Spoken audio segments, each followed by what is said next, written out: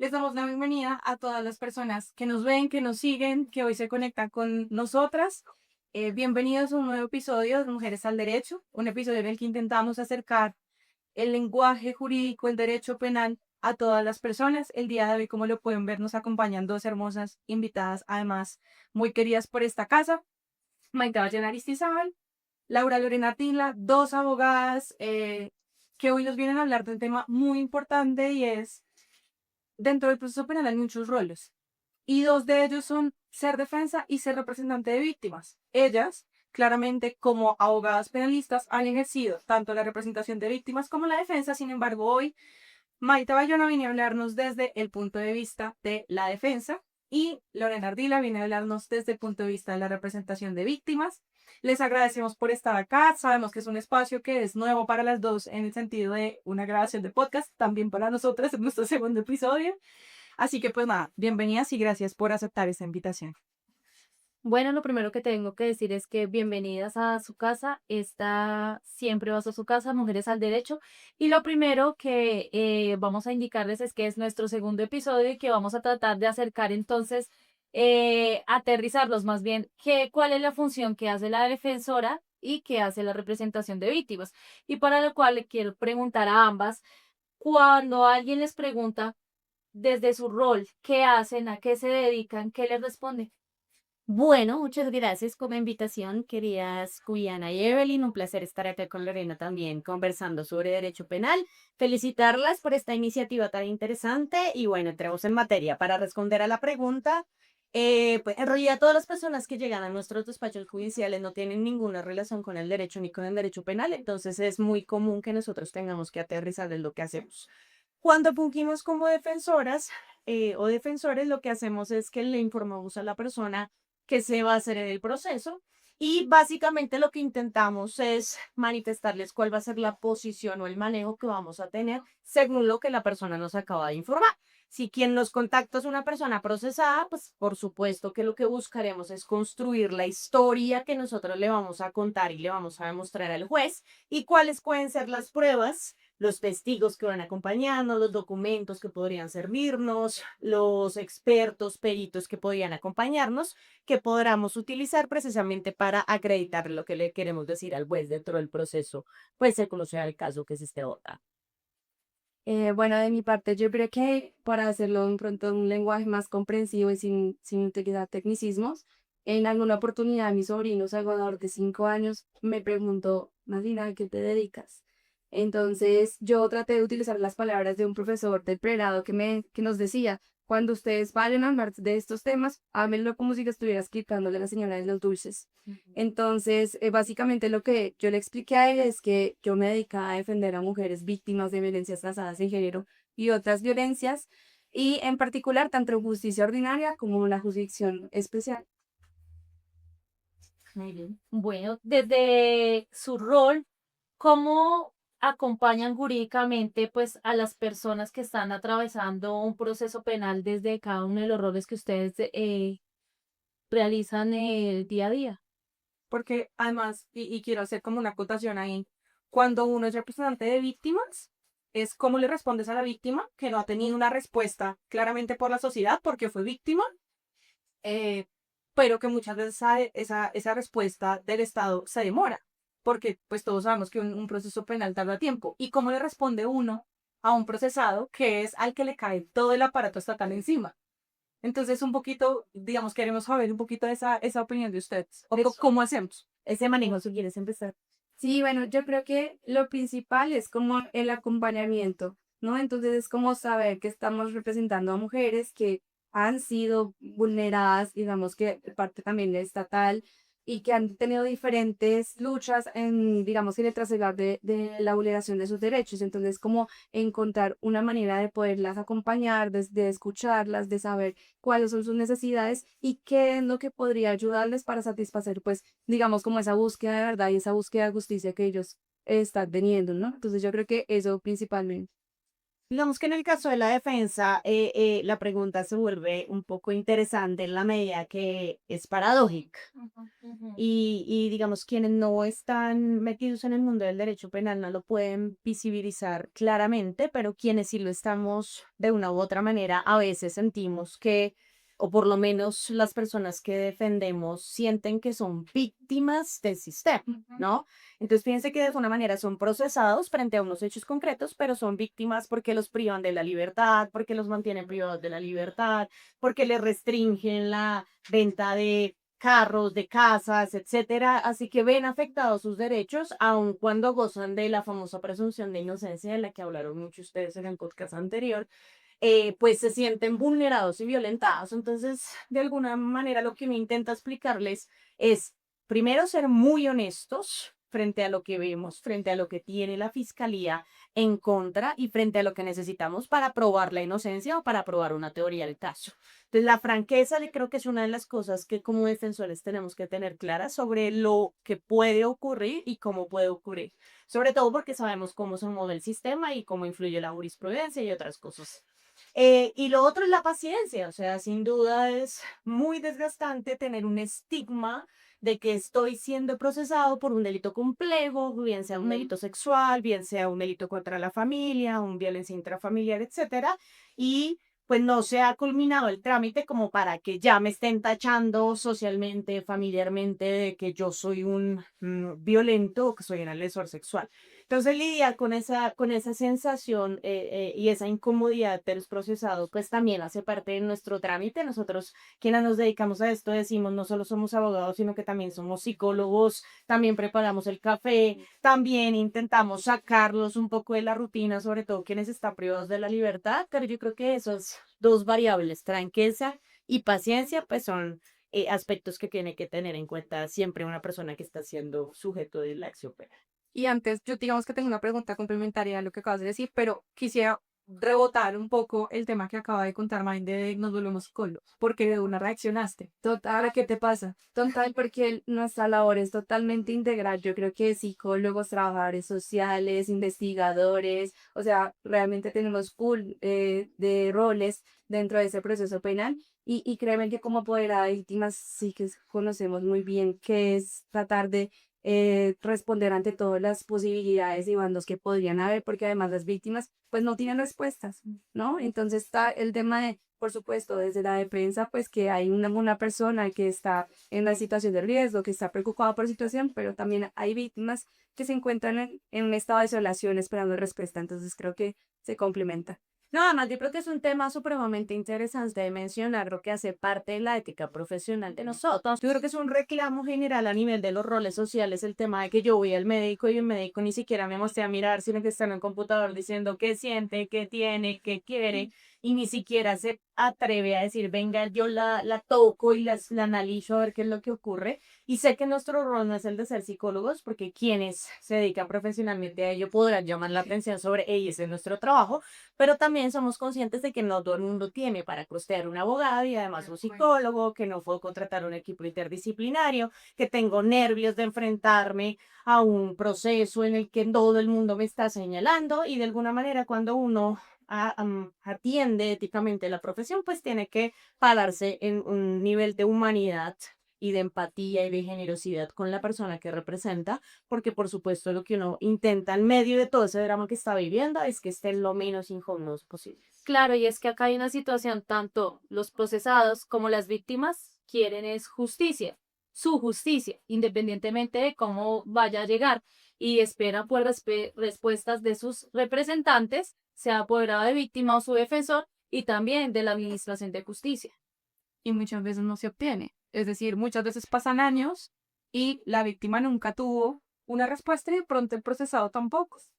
Yo siempre he dicho que el derecho penal y quienes nos dedicamos a esto de alguna manera sabemos que eso es así, se representa muy bien con el texto del proceso de Frank Kafka.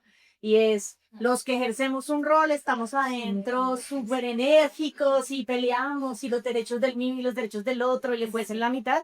Y en realidad tú ves al procesado y a la víctima si es que van, ¿no? Porque la gran mayoría de las causas no van.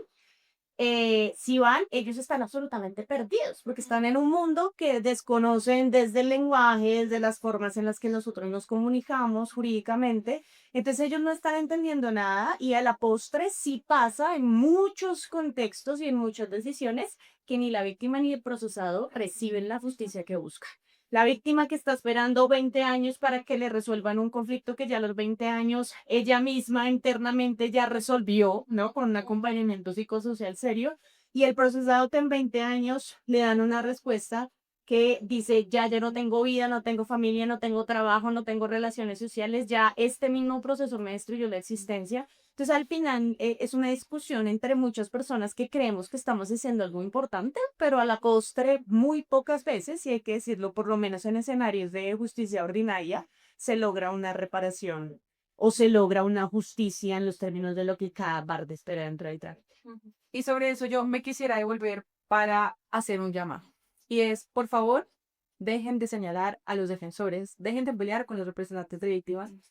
¿Por qué? Voy a hacer una pregunta porque queremos aquí tratar unos mitos, porque hay mitos en el proceso penal cuando la persona ve desde afuera el proceso, mejor dicho, ve la cuestión desde la barrera. Y ¿es cierto que el que defiende justifica el delito? Es decir, ¿está uno de acuerdo con el que es narcotraficante o presuntamente narcotraficante, con el que accedió o presuntamente accedió a alguien?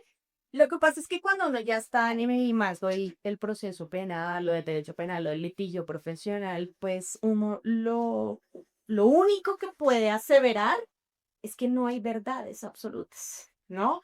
Hay posiciones, hay ideas o comportamientos que de alguna manera se legitiman de una u otra parte. Entonces, cuando tú te das cuenta que estás es en un escenario de grises, en donde tú como defensor decides creer la versión que te está dando la persona que estás defendiendo y decides creer la historia que te está contando y decides convencerte de lo que te está diciendo es verdad, pues ahí es cuando uno empieza a desplegar su ejercicio defensivo, que incluso puede involucrar salidas alternativas, reparaciones integrales. Alguien me decía la otra vez, ¿usted por qué prefiere una reparación que seguir con el proceso y que eventualmente absuelvan a su procesado? Porque en muchos casos el procesado puede reconocer que se equivocó. Y en esa equivocación, ¿qué le va a servir más a una víctima? Y es donde tú revisas la integralidad del sistema. A la víctima le sirve más una reparación, a la víctima le sirve más una garantía de no repetición, a la víctima le sirve más verdad, ¿no? En muchos contextos. Al sistema eso no le importa, porque al sistema no le importa a la víctima. Entonces, en la medida que tú puedes jugar con esas variables y dar precisamente una justicia real en el caso concreto, sea cual sea la consecuencia que venga en el sistema, pues creo que eso debería ser lo importante. Estamos acostumbrados a decir señalamiento, ese sí es culpable, responsable para la cárcel. Algunos se atreven a decir incluso, aun cuando nuestro modelo constitucional no lo permite, cadena perpetua, la pena de muerte y comparan con otros países no muy lejanos. Que eso es lo que debería ser, pues la recomendación muy sencilla es piensen que mañana pueden ser ustedes las personas perseguidas por el sistema y creo que esa no sería la consecuencia que debería buscarse. Pero un poco para terminar de contextualizar la pregunta, no, no se justifica el delito, se defienden derechos, garantías de cualquier ciudadana y además se actúa con ética y con convencimiento de la historia, pues que la persona que representas te contó. Bueno, teniendo en cuenta pues esa respuesta, también hay unos señalamientos que se le hacen a las representantes de víctimas. Y es que las víctimas finalmente lo que buscan es venganza. ¿Qué tienes para decir de eso? Yo creo que usar ese término de venganza está muy mal utilizado. Las víctimas no buscan venganza, por lo contrario, yo creo que las víctimas lo que buscan es justicia, ¿cierto? Buscan es un acercamiento a la justicia y yo no creo que las víctimas en el Estado no se tengan en cuenta o que no sean importantes, sino por el contrario. Si bien no está en un rol tan fuerte, porque a veces, digamos que como intervinientes, los apoderados de víctimas, no tenemos ese rol fundamental que debería ser como parte. Yo creo que tratamos en lo posible desde nuestro trabajo como hacer una representación en donde la víctima sea escuchada, ya sea porque sea en testimonio o a través de nosotros en nuestra representación. Entonces creo que es un término más de búsqueda de justicia, búsqueda de verdad. La mayoría de las víctimas lo que quieren en sus demandas de verdad, es tener conocimiento de lo que sucedió, es quién es responsable y es lograr, más allá de una condena de 20 30 años, es lograr un reconocimiento de que sí sucedieron los hechos y que hay una respuesta frente a eso. Creo que eso es lo más importante allí. Perfecto. Entonces, hablando ya de todos estos mitos o esos señalamientos que se le hacen tanto a la defensa como la representación de víctimas, ¿qué tanto afectan los procesos penales que intervengan los medios de comunicación? Y aquí es donde se pone dura la cosa, ¿no? Porque nosotras, como ya lo saben, también somos abogadas y hemos padecido o hemos aprovechado, digámoslo de alguna manera, la existencia de las redes sociales, el juicio mediático, porque es que a veces a mí me sirve que el juicio sea mediático porque necesito que se mueva, porque necesito que resuelvan rápido, pero a veces a mí me perjudica que el juicio sea mediático porque, y de pronto nos lo contará Maite ahorita, pues la presunción de inocencia se acaba cuando llegan los medios de comunicación. Pero queremos un poco, aquí es donde se pone muy interesante este episodio, para esto vinieron, y es porque queremos ver qué piensan. Bueno, yo tengo muchísimos amigos periodistas, he realizado entrevistas en medios de comunicación. No es algo que me guste, se los digo honestamente. Creo que cada persona debería estar en su rol y creo que el rol de los periodistas es un rol de información, es un rol de mantener a la ciudadanía actualizada, es un rol también de denuncia que me parece muy legítimo frente pues a situaciones que son de interés de la ciudadanía. Entonces creo que es indispensable sin duda la labor del periodismo, pero creo que también zapatero a tu zapato. Y los periodistas, por lo general, no tienen, o por lo menos no se evidencia en las noticias que uno logra ver en redes sociales o incluso en los canales en los canales de televisión, pues no tienen formación jurídica. Como no tienen formación jurídica, no pueden comunicar de la forma adecuada, correcta y asertiva qué es lo que estaba ocurriendo en las causas penales. Y lamentablemente, pues seguramente funciona en todas las profesiones, pero lo ve mucho uno en esos ejercicios de comunicación. Siempre como que buscan la noticia candente, la noticia caliente, la que vende, la que llama la atención, la que es eufórica, y lo hacen es precisamente para subir el rating o subir la audiencia más que precisamente porque se preocupen por el contenido de lo que están comunicando. Entonces creo que con esas dos cosas hay que tener mucho cuidado porque pues tenemos una sociedad que lo estamos viendo en estas épocas electorales, además se mueve mucho por las pasiones, por los ánimos y eso, somos absolutamente radicales con el tema y pues en efecto cuando hay medios de comunicación siguiendo un proceso judicial sin discusión, 100% influyen dentro del ejercicio de la actividad, no solamente de todas las partes e intervinientes, sino también del ejercicio de los jueces, sino también de la programación de las audiencias. Y eso, como tú dices, puede ser selectivo y podremos incluso nosotros también jugar un poco con eso, a ver si movemos entonces eso más rápido. Y eso no debería ser así. No debería ser así porque no puede la rama judicial o el sistema de administración de justicia supeditarse a tomar ciertas decisiones en ciertos contextos porque es que me van a caer los colectivos, porque es que me van a caer los de comunicación. Entonces yo creo que ahí es donde tenemos que tener mucho cuidado, pero sin duda, para responder a la pregunta, si influyen positiva o negativamente, lo cierto es que no deberían influir. Sí, yo creo que, o sea, estoy totalmente de acuerdo con lo que dice la doctora Maite, porque efectivamente, lastimosamente sí tenemos y sí nos hemos dado cuenta que el hecho de que los medios de comunicación hagan ciertos pronunciamientos, que en muchas ocasiones es un tema más amarillista, logra que estos pronunciamientos tengan un efecto dentro del proceso penal. Y bien, pues sí puede ser desde el rol como apoderados de víctimas o desde el rol como defensa. No obstante, pues esto sería lo ideal y no lo que esperaríamos, más aún cuando hemos hecho, pues digamos, como un trabajo cuidadoso con estos procesos. Muchas veces el filtro de información, muchas veces asisten a las audiencias diferentes medios de comunicación que lo que hacen es presionar más a los testigos o presionar a las personas que se encuentran allí. Entonces creo que en algunas ocasiones, pues estos temas mediáticos pueden ser, no sé, relevantes, pero en su mayoría, y como lo dice la otra, no debería ser así. No debería ser así porque pues ya hay unos roles establecidos dentro del proceso penal y son quienes que deben tomar esa decisión de la culpabilidad o la inocencia de un procesado, pues en ser el juez. Entonces creo que no debería salir de ese rol que tiene el juez en tomar su decisión ningún tipo de información adicional pues para tomar esta determinación. No, y aprovechar para hacer una cuña para los colegas que trabajan en canales de comunicación y redes sociales. Eso es para ustedes.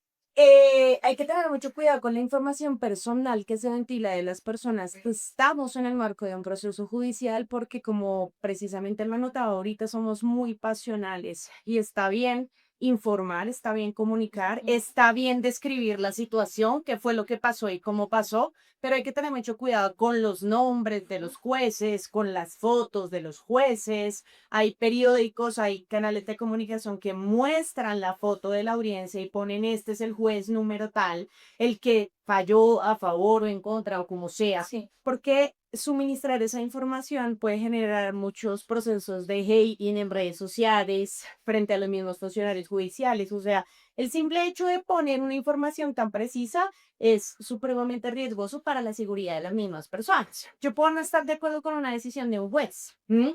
Pero yo sé que para eso tengo la segunda instancia, tengo el recurso extraordinario. Es en ese ámbito, en el jurídico, donde yo manifiesto mi conformidad con la decisión judicial. Y si yo estoy inconforme con una decisión judicial fuera del escenario jurídico, pues tengo que comunicar esa información con seriedad y con rigurosidad precisamente para evitar que se arriesgue la humanidad de las personas. Claro, y es que como nos hablaba Lorena, pues hay unos roles dentro del proceso penal y los periodistas no cumplen ningún rol dentro del proceso penal. Y la importancia de esos roles para llevar un proceso penal y que pueda dar con un resultado que sea una sentencia absolutoria o condenatoria. Y hablando de roles, me gustaría que me dijeran si en efecto ese mito o es una verdad que en efecto tanto la defensa como la representación de víctimas son enemigos. No. En absoluto, yo creo que además, un poco con lo que estamos mencionando ahorita, tenemos que quitarnos, además no sé de dónde lo sacamos, ¿no? En principio, porque son roles en donde cada uno sí busca la historia que quiere contar y tienen objetivos distintos, pero a la postre creo yo que muchos conflictos reales se resuelven es precisamente a través de una muy buena y efectiva comunicación con el representante de víctimas. En la medida que yo puedo confiar que lo que me está diciendo el representante de víctimas es válido, se va a llevar a cabo, se va a materializar, se va a concretar, porque obviamente aquí no podemos, digamos, contemplar todos los múltiples variables de me está engañando, es para dilatar, me está manipulando, etcétera, etcétera, sino partiendo de la base de que tenemos una comunicación seria y asertiva frente a una posible salida que le beneficia a ambas partes, pues fíjense que allí es donde se realiza la justicia en un corto tiempo, sin que nos vayamos hasta un super proceso a ver cuál de los dos ganas, porque aquí no es la ley del más fuerte, al final es un tercero el que toma la decisión y ambos podemos perder de alguna u otra manera. Entonces creo que sin duda es un mito y hay que más bien trabajar más de la mano con la representación de víctima en la medida de las posibilidades. ¿Y tú qué piensas? Porque yo veo que a Lorena le está saliendo letreros si la gente no los ve. En serio, le está saliendo letreros. No, yo creo que, bueno, más allá del mito, ¿no? Yo creo que sí se tiene esa concepción, pero es una concepción errada, porque pues finalmente trabajamos desde los roles que nos corresponde. Un día estoy aquí, un día tú estás allá, o sea, estamos como en el día a día, tenemos diferentes posiciones porque igual pues, somos abogados y somos penalistas. Entonces, ese es nuestro rol particular dentro del proceso penal. Pero creo que sí se tiene esa mala concepción y no, a la hora de realmente si queremos propender por los derechos de nuestros defendidos, si queremos propender por una mejor finalización o por un mejor recurso para nuestras personas que estamos, que nos otorgan poder, diría yo que están representando, diría yo que una buena comunicación con la defensa es fundamental. Muchas veces digamos, un tema de reparación que le puede servir más a la víctima que dentro de un proceso de violencia intrafamiliar, un ejemplo, que la persona es su expareja esté dentro de un centro penitenciario en donde no puede cubrir gastos relacionados con los menores, o que por el contrario debemos ver qué posibilidades una reparación, en este caso, pues la violencia intrafamiliar no permite, digamos, como una propia reparación, pero si algún mecanismo, mediación, principio de oportunidad, si llegase a haber solo violencia intrafamiliar sin agravante, digamos, para lograr hacer acuerdos, ¿no? O en algunos otros tipos de delitos que se permiten y que es posible realizar tipos de acuerdos que puedan ser beneficiosos para la víctima Y no solamente hablamos de reparación económica, pueden haber otros tipos de reparación que puedan servir o de acuerdos entre las víctimas y el procesador que puedan servir y que sean de utilidad. Y esto no se lograría si no hubiese una buena comunicación entre la defensa y las víctimas, ¿no? Entonces yo creo que más allá del término está realmente, pues no debería ni siquiera usarse así, sino simplemente es como desde los diferentes roles que trabajamos, tratamos de buscar justicia, porque pues a lo que buscamos realmente las dos partes es buscar justicia, ¿no? Entonces creo que tanto desde la defensa como de acuerdo de víctimas, en vez de vernos como enemigos, nos podemos ver más como desde nuestros roles, cómo podemos ayudar a lograr unos objetivos pues mejores para las víctimas y para los procesados. Incluso con las estaría. Estar, aplicaría una nota. Ok, esa fue la respuesta que ensalamos. Gracias. Ahora, no, más allá de que uno sea enemigo o no, yo creo, o pues a mí me ha pasado, me han contado pues que hay procesos en los que se vuelve difícil, de pronto porque a veces el proceso es muy largo, a veces el proceso es muy complicado, son delitos complejos, la víctima de pronto intenta y la defensa no, y la defensa intenta y la víctima no quiere, porque eso también pasa. O el representante de víctimas sin lo de demás. Sí, exacto. O defensa sin procesar. O defensa sin procesadas por mí. Yo creo que nos referíamos a cosas distintas. Bueno, cuando no somos tan amigos, cuando no se nos puede dar el tema de la amistad, no amistad, digamos que del trabajo de roles, porque finalmente es así. Sí, es difícil y más cuando en mi rol en particular como apoderada de víctimas, aunque ustedes no lo crean, uno también sufre con la fiscalía, uno sufre con la defensa y uno sufre con los jueces. O sea, porque más allá de que intentamos, pues, digamos, nada más un tema probatorio, no, todo a través de la fiscalía. Objeción, no, usted no puede objetar. Entonces, como que es difícil porque uno trata de como de sobrellevar y de como hacer su trabajo y en ocasiones no se puede. Entonces, creo que eso es una aporte positiva que sí tiene la defensa y es como lograr participar en ciertos escenarios que los abogados de víctimas no tenemos. Entonces, pero no es como el ego, ni es como enemigos, sino simplemente son roles distintos y que a veces sí se complican y a veces uno sí. Claro, y es que de ser solamente roles, pues todos somos seres humanos con carácter diferente, posturas diferentes y que obviamente llegar a un proceso a tratar de explicarle al otro cuál es mi postura y que esté de acuerdo con mi postura es muy difícil. Y además que los abogados son súper apasionados, ¿no? Exacto. Entonces yo creo que una de las cosas que más nos identifican a nosotros es que si esa es mi verdad, esa es mi teoría del caso, yo lucho con mi teoría del caso con las botas puestas hasta el final. Sea porque sí, sea porque no, pero me voy con las botas. Exacto. Entonces, sí nos sacamos la piedra. Defensa y representación de víctimas. No había pasado que encuentro una representación de víctimas, sí. O sea, no más, no me la soporto. No es que me haya pasado. Yo no, digamos que, bueno, sí, hay audiencias donde puede volverse estresante el asunto, pero yo no creo que sea tanto por el rol de la representación de víctima, sino porque de pronto quien está en ese rol desconoce un poco el trámite, el paso a paso, el procedimiento, digamos, realiza una intervención que no ha lugar en una audiencia concreta. Entonces yo creo que más la molestia se puede dar por ese lado, porque de acuerdo con lo que dice Lorena, digamos que el escenario más fuerte en términos de proceso penal es el juicio oral. Y el juicio oral, por más que quiera objetar, no puede. No puede. Por más que quiera oponerse, no puede. Entonces, fíjense que de alguna manera no va a ser tan complejo. Sí siente uno como defensor, y hay que decirlo, que en la práctica está solo dentro del procedimiento. Eso sí lo siente uno. Porque piense que así como la representación de víctimas lo siente, la defensa lo siente más fuerte, porque es la fiscalía, la representación de víctima y muchas veces, si hay que decirlo, el Ministerio Público tiene una posición encaminada a respaldar la teoría del caso de la fiscalía. Entonces uno como defensor se siente muy solo de siempre tengo que pelear con los otros tres que van en la misma línea o buscando el mismo propósito. Pero, y eso es desgastante, aunque no lo crean, eso es muy desgastante porque es dándole argumentos para dar, como decía Evelyn, para convencer, no solamente tengo que convencer al juez, sino que además tengo que intentar que estos otros estén tranquilos y no me generen tanto conflicto dentro de la audiencia, y eso es bastante desgastante. Yo creo que sería más por ese lado que por el lado de demasiada incomodidad. Ya, no sé, tengo una cuña en mente de eso alguna vez. en una audiencia yo era fuera de víctimas, teníamos un defensor y peleamos mucho. O sea, discutíamos un montón, era presencial, virtual, como fuera, pero discutíamos un montón. Y pero no, o sea, era demasiado. Entonces, bueno, un día la juez fijó una fecha y fijó un 2 de enero. Y entonces el señor defensor le dijo, no puedo, doctora, ese día cumplo años. Y yo, o sea, yo también cumplo años el 2 de enero. Entonces dijimos, ahora tienen todo sentido. O sea, Por debe eso es que ser, peleamos debe ser tanto. que peleamos es porque somos Capricornio, no sé. Pero era terrible. Y entonces, pues ahí, una de las experiencias que tuvimos. Y desde ahí ya nunca nos bajamos. Nuestro museo podría ser, si peleas mucho con tu contraparte, fíjate qué signo es. Claro. Pero mira que a nosotras, por lo menos con Lorena nos pasó. Una vez ella estaba generando una suplencia como apoderada de víctimas y yo era la defensora. Cuando nos vimos en cámara, los dos nos escribimos y dijimos, ¿qué hacemos?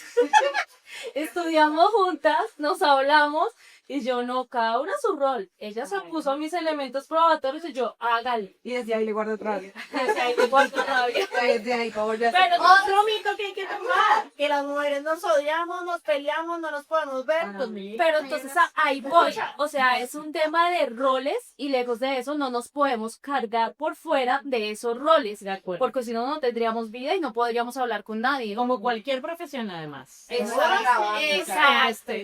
Bueno, y ahora siguiendo hablando pues de esos roles, pues dime, tú como defensora, ¿qué le pedirías a la representación de víctimas para que fuera un proceso más dinámico, más justo y viceversa? Yo creo que podría hacer eco de lo que mencionábamos ahorita sobre una clara y efectiva comunicación.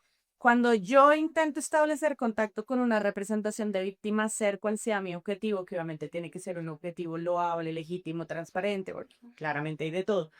Si no quiero, porque no me interesa, no establezco contacto con la representación, sencillo. Pero si yo lo que quiero es aproximarme con una buena intención, buscando un equilibrio del proceso, pues lo que esperaría es que haya claridad, haya precisión y haya franqueza en la respuesta de la representación de víctimas, porque es que son dos personas aquí las que están involucradas y frente a las cuales hay una vulneración de derechos. Entonces, en la medida que seamos claras, no, doctora, no me interesa hablar con usted, a mí no me interesa ninguna reparación, yo con eso valoro tanto cuando la gente es clara con la información, porque digo, perfecto, no me desgasto yo, no te desgastas tú, ya quedó claro que hay una vía cerrada.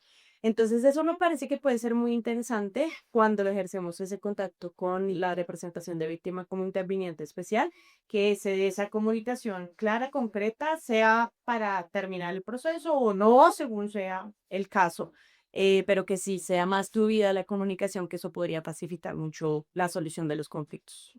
Y por mi parte, yo te diría, bueno, digamos que desde la responsabilidad que tienes el defensor, yo creería que un trabajo ético, ¿cierto? O sea, muchas veces tratamos como de ocultar o de ponerle matices y colores a algunas situaciones y creo que a la defensa, yo como poder de víctimas te pediría un trabajo ético donde, digamos, desde su rol, haga un compromiso por asistencia, por, digamos, que estar presente dentro de esa defensa porque sí, muchas veces sí vemos como esas dilaciones, esas dificultades de no llegó mi cliente, no me presento, necesito aplazar, y es como ese tipo de dilaciones que pues afectan el proceso. Entonces yo creo que partiendo desde el rol como abogado propiamente, el ético y el compromiso, la ética y el compromiso que se tiene frente a los clientes y frente pues al proceso como tal. Eso también es un respeto hacia las víctimas y yo creo que eso es como lo que más. Un poco un comentario frente a esa petición que nos hace la representación de víctima, Porque Calentó. que además le cabe a todas las partes intervinientes, o sea, la Fiscalía General de la Nación, la Procuraduría, incluso muchas veces la representación de víctima cuando se ejerce por ejemplo, la Defensoría del Pueblo, cosa que me parece muy particular, y que no hay defensores, pero sí hay representantes de víctima en la Defensoría del Pueblo, bueno. O las secretarías u otros organismos son una entidad, ¿no? Los que fungimos como defensores de confianza, pues somos pequeños, por no decir que somos el abogado. Entonces, en la vida práctica, a la defensa se le exige no faltar, a la defensa se le exige no solicitar, a la defensa no se puede hacer ninguna petición por parte de la bancada defensiva, porque pues es que la defensa está dilatando, ¿no? Y creo que, no le digo por ti, sino porque nosotros... La realidad. Sí, No, es la realidad que existe. Aquí tengo que hacer una acotación y es que secretaría, defensa y demás, Esas cosas. no tenemos que No digo, trabajamos. sí, rebelión. Las instituciones también tienen muchas víctimas, mucho trabajo. Es más, quisiéramos tomar todas las víctimas y poder representarlas a todas y no lo logramos. Entonces, si una defensa me presenta, no, doctora, no puedo ir porque se me presentó un inconveniente. Oye, esa fecha, después son 6 meses para otra audiencia. Claro, pero ya ves que hay medidas correctivas. Su señoría le pido que el abogado que va a faltar dentro de los 3 días siguientes, conforme lo dispone la norma, justifique su inasistencia. Porque yo estoy de acuerdo contigo, en esto hay de todo. Sí, claro. Entonces no falta el que nunca va, el que siempre... A mí me ha pasado que los defensores me aplazan 4 y 5 veces porque presentan incapacidad médica, siendo yo representante víctima y digo, hey, o sea, yo soy defensora, te la recibo 1, te la recibo 2, hasta 3, pero 4, o sea, ya soy colmo. Entonces, lo que digo no es por la representación de víctimas sí mismas, sino en general, la defensa tiende a ser siempre muy estigmatizada. Es que estoy enfermo. Ah, no, doctora, le compuso copias, ¿no? Entonces hay que intentar siempre que... Aunque esta lucha no solo es con la defensa, ¿no? La lucha En es con la general, fiscalía, no es claro. la lucha con los despachos. Claro, pero a eso hoy, por lo menos, ya la corte dijo que si un defensor no asiste, pues le asignan un defensor público. Y si no y si no un fiscal.